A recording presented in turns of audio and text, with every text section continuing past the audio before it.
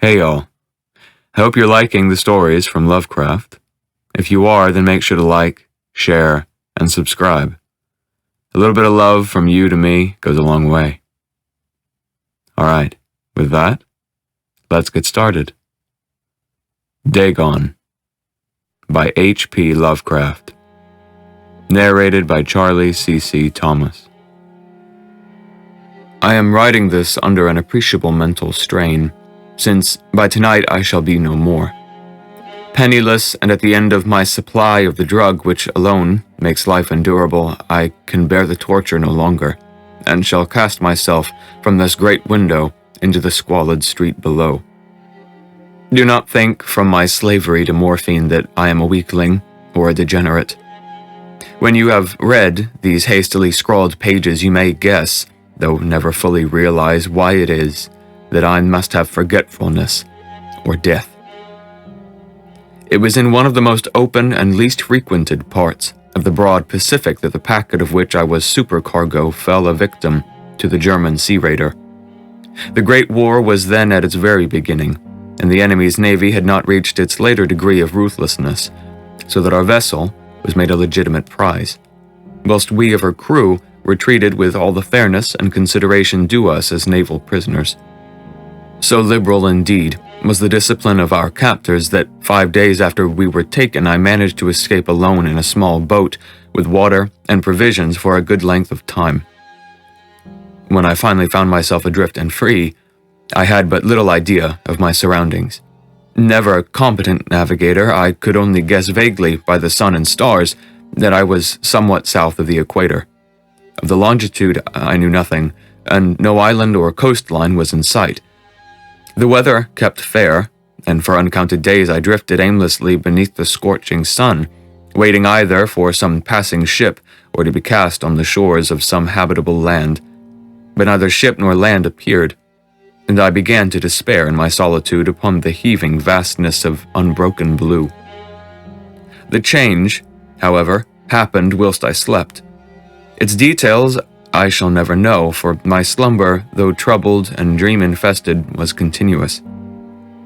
When at last I awaked, it was to discover myself half-sucked into a slimy expanse of hellish black mire, which extended about me in monotonous undulations as far as I could see, and in which my boat lay grounded some distance away.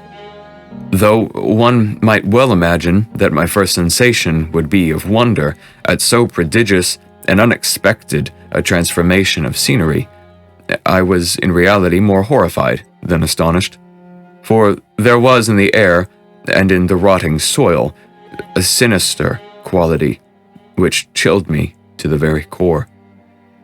The region was putrid with the carcasses of decaying fish and of other less describable things, which I saw protruding from the nasty mud of the unending plain.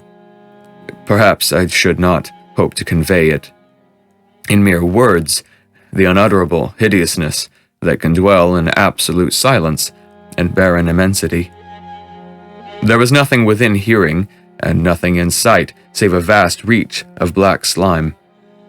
Yet the very completeness of the stillness and the homogeneity of the landscape oppressed me with a nauseating fear. The sun was blazing down from a sky which seemed to me almost black in its cloudless cruelty, as though reflecting the inky marsh beneath my feet.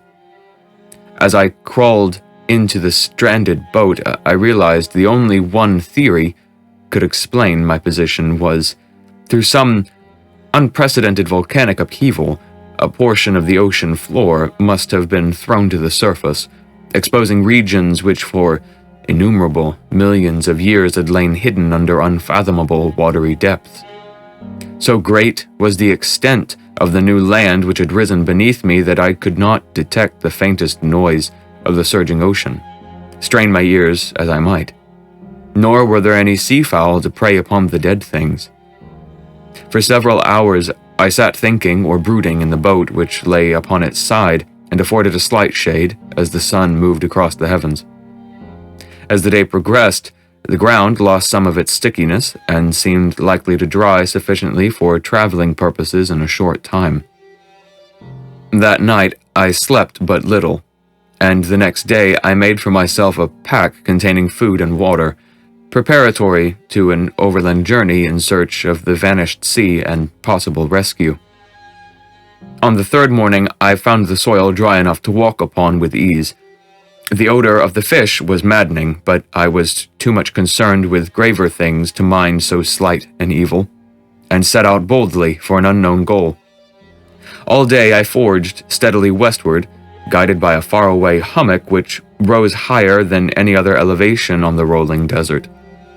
That night I encamped, and on the following day still traveled toward the hummock, though the object seemed scarcely nearer than when I had first espied it. By the fourth evening, I attained the base of the mound, which turned out to be much higher than it had appeared from a distance, an intervening valley setting it out in sharper relief from the general surface. Too weary to ascend, I slept in the shadow of the hill. I know not why my dreams were so wild that night, but ere the waning and fantastically gibbous moon had risen far above the eastern plain, I was awake in a cold perspiration, determined to sleep no more. Such visions as I had experienced were too much for me to endure again, and in the glow of the moon, I saw how unwise I had been to travel by day. Without the glare of the parching sun, my journey would have cost me less energy. Indeed, I now felt quite able to perform the ascent which had deterred me at sunset.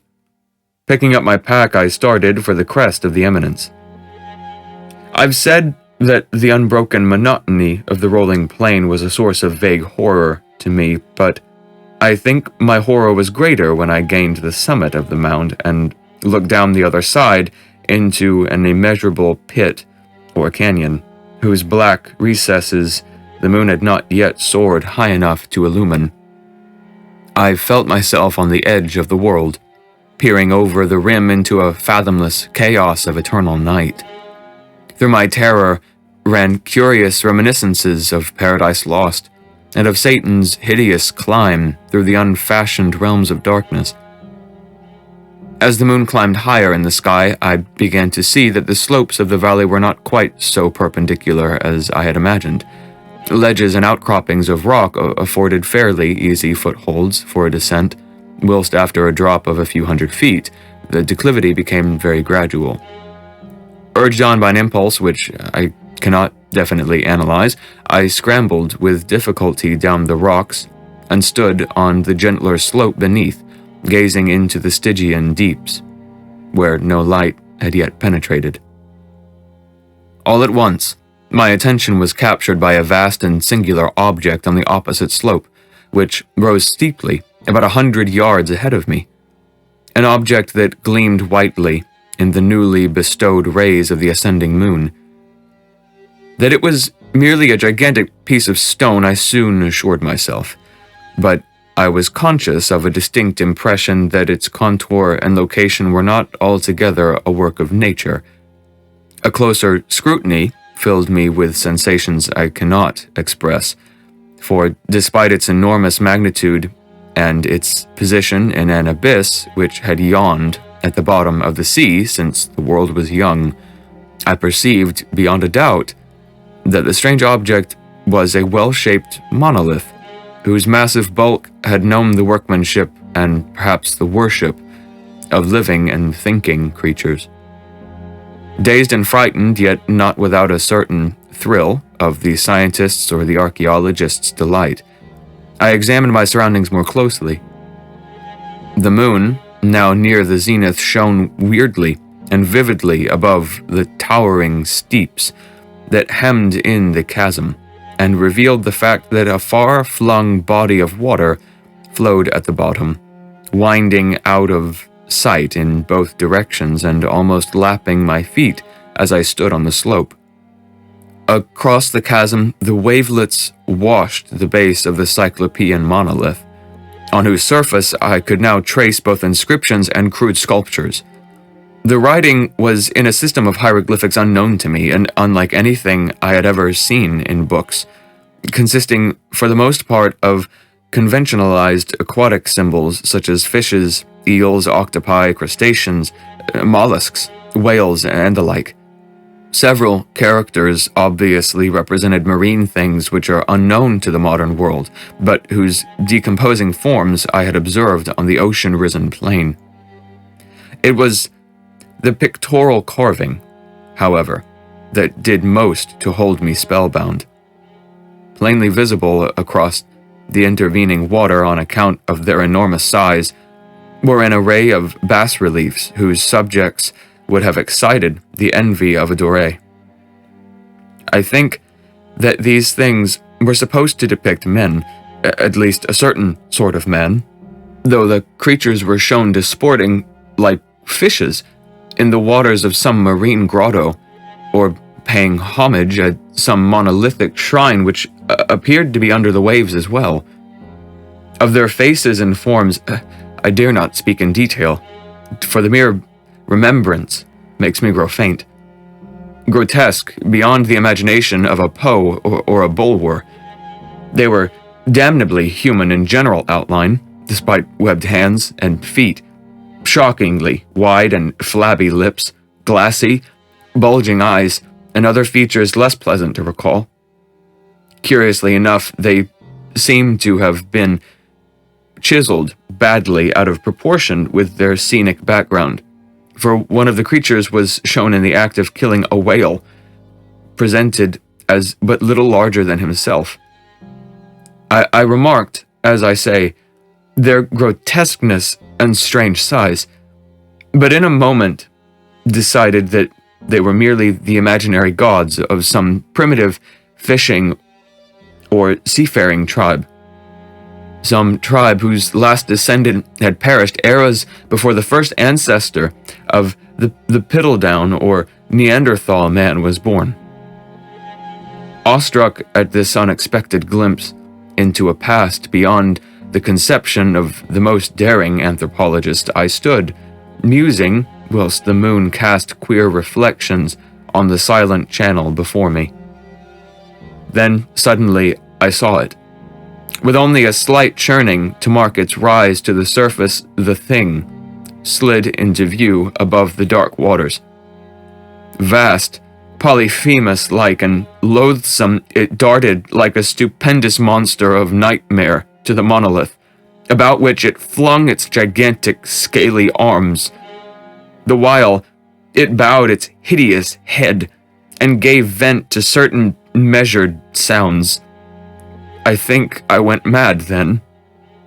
Of my frantic ascent of the slope and cliff, and of my delirious journey back to the stranded boat, I remember little. I believe I sang a great deal, and laughed oddly when I was unable to sing.